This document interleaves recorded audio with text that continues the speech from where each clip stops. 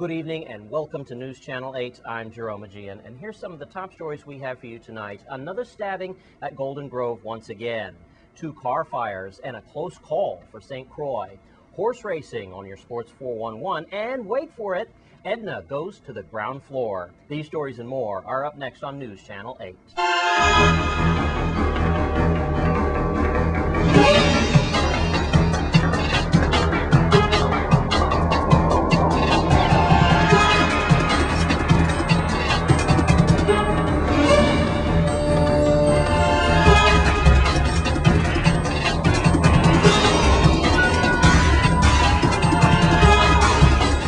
In our top story tonight, there's been another stabbing at the Golden Grove Prison on St. Croix. News Channel 8's Wes Small files this report. Thanks a lot, Jerome. We are here again as problems arise at Golden Grove Prison Facility. Now, here's what we know. It's around 10:30 in the morning right now, and within the hour or so, I was on the phone with Police Chief Howell, and he told me another individual has been stabbed here at Golden Grove. Just to give you some brief history, this place is in bad shape. I have to tell you that the federal government has taken over, or they want to take over, are in progress of taking over. Powers that be seem to be in denial, saying that they've added psychiatrists, dental assistants, dentists, and so forth to try to keep up with the speed. We also know that several prisoners were sent off island recently. Folks, this prison is overcrowded. They have corrupt guards inside the prison. That because of the weapons, the drugs, the cell phones, other paraphernalia, laptops, and so forth. It's a well-known fact. For the last 25 years, the federal government has tried to get this prison in line. That's why they've had to take over. In history, making one of the only prisons in American territory to have to be taken over by the federal government. No information is coming out of Department of Justice. I left word with Sarah Lozama. Let's see if she'll get back to me. She's pretty slow on these things. I have to tell you, usually about a day late. We do know, though, that an ambulance did respond to this facility. That has been confirmed by Police Chief Howell. If we have any more information, we'll try to get it to you. But as usual, a lot of secrecy behind these bars. Juan Louis Hospital, once a prisoner is stabbed or so forth, forget about it. I could get no information on crime victims from Juan Louis Hospital. Unlike Sam Topp, and he's the spokesperson for Schneider Hospital. You get much more information from St. Thomas and Schneider. Nothing from Juan Louis Hospital. They almost run like a CIA operative society. So your family members in here, they're in harm's way. If they do get harmed, the media almost has nothing because Juan Louis just won't give it to me. That's where we are. Another inmate stabbed. We have lost count on the violence against inmates here at this prison so far this year. Not the first time, not the second time, or the third. We have lost count, literally. Problems once again at Golden Grove. I'm Wes Small for News Channel 8. And thanks for that report, Wes. And calls made to spokesperson Sarah Lozama of the Justice Department were not returned today. However, Chief Howell was accommodating to News Channel 8, did confirm with us that there were 2 stabbings at the prison today, and none of those stabbings were life-threatening. And in other news tonight, 2 abandoned vehicles caught fire late last night. News Channel 8's Wes Small says the situation almost turned deadly. Thanks a lot, Jerome. We're at Ariel Diaz Housing Community. A lot of news coming out of Ariel Diaz. We got a big surprise for you after this story. All right, I'm here with Akeem, who has the guts and wherewithal to stand up in the Ariel Diaz community. Now, let me tell you what's going on. We had 2 vehicles that caught on fire here around midnight last night. And this is a proven fact. The call came into 911 that there was a fire at Mutual Homes. I've been in touch with Chief Torres and also Kent, but they haven't gotten back to me yet, but they're trying to make it official. Here's what we believe.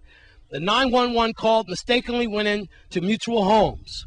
Another reporter verified that with me.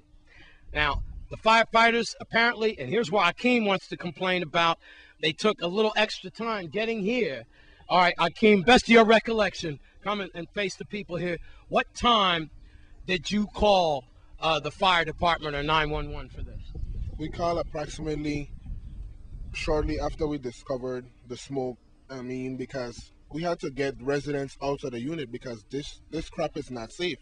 It's not right for us as tenants to be living like this. I came out. I was awoken by the smoke came, and I was awoken by what's taking place. I came out, two cars burning.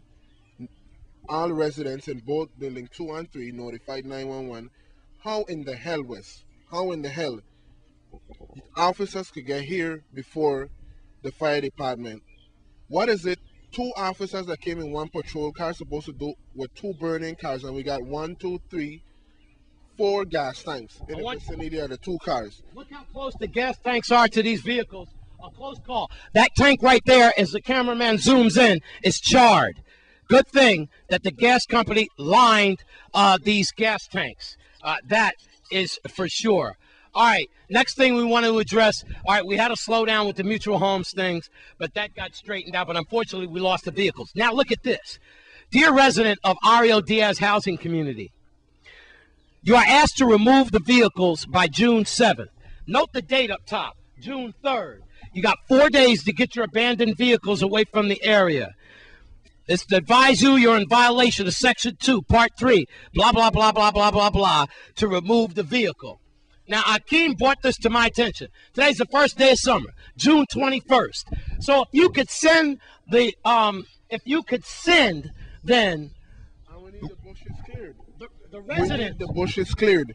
This is ridiculous. Kids gotta walk home from school. Not only this is summer, this is actually an area where we all could get together, and you could probably camp. You could do a lot of stuff here, but not in this bush. If the area is properly maintained, I mean, federal sends money, Obama sends money. Where is the money going? Under the table? It ain't going in my pocket, not in my account. In conclusion, as we wrap this up, Akeem, we know about the bush.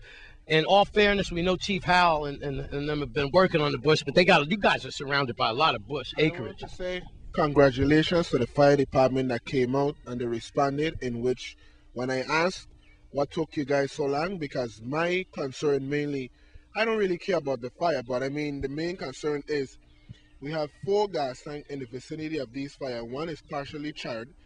Thank God it didn't blow. And they had people in the home. They had to come out. We have asthmatic kids that lives up here in this area.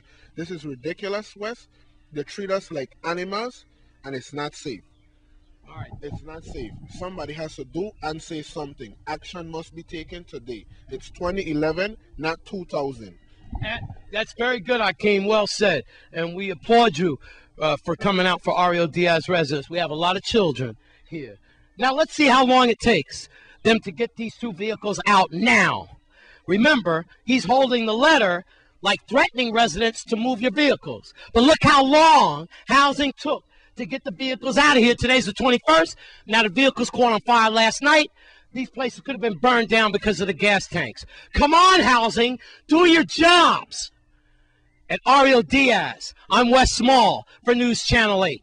Thanks for that report, Wes. And WAPA is advising St. Croix customers that feeder number 10 in the Mutual Homes area will be interrupted tomorrow. That's Wednesday from 10 a.m. to 3 p.m. for repairs. If you drive in that area, please proceed with caution. And also, here's some information from the Virgin Island Housing Finance Authority. The Virgin Islands Territorial Association of Realtors, also known as VITAR, has awarded the Virgin Islands Housing Finance Authority with a grant to fund the affordable housing assistance in the amount of $50,000, giving assistance up to $5,000 per family to secure affordable housing. The award will be presented on Saturday, June 18th at the Palms at the Pelican Cove at the VITAR annual meeting. Executive Director Adrienne L. Williams stated she was pleased with the authority that they would be receiving this grant in light of the tough economic times and the rising cost of construction. It's necessary more than ever to leverage the resources to provide assistance for first-time home owners. And stay with us on Channel 8. Great news for Edna when we come back. Stay with us.